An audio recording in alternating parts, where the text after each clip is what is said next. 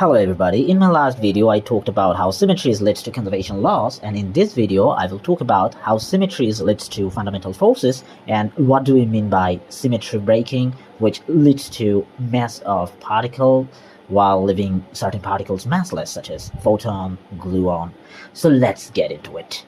In general, there are two types of symmetries. One is called global symmetry and another is called local symmetry or local gauge symmetry.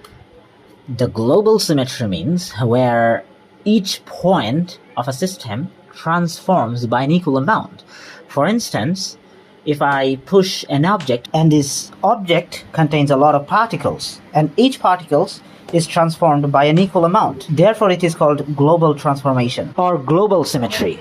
And more examples from global symmetries are rotational symmetries, time translation symmetries, and they all fall under the category of space-time symmetry, which I had explained in my last video. Whereas in local symmetry, each point transforms by different amount. That is, the transformations occurred locally instead of a global shift. To understand this, look at this clip. Here you hit the carom coins with a striker and these coins or carom men scattered by different amount.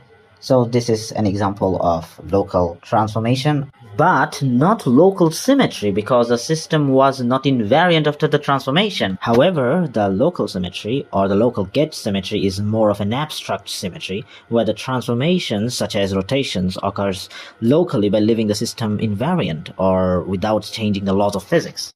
To understand this, let's dive back into the quantum chromodynamics, which I had explained in one of my previous videos. On that video, we have seen that quarks exhibit three colors or color charge red, green, blue, such as an up green quark can transform into a blue quark and a blue quark can transform into a green quark.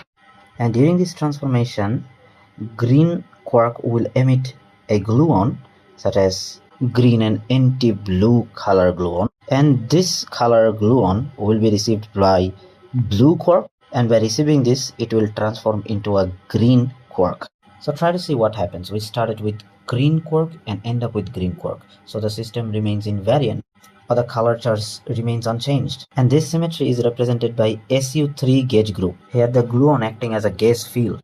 Similarly, the weak nuclear force or the weak interaction is described by SU2 gauge group, and electromagnetic force is described by U1 gauge group.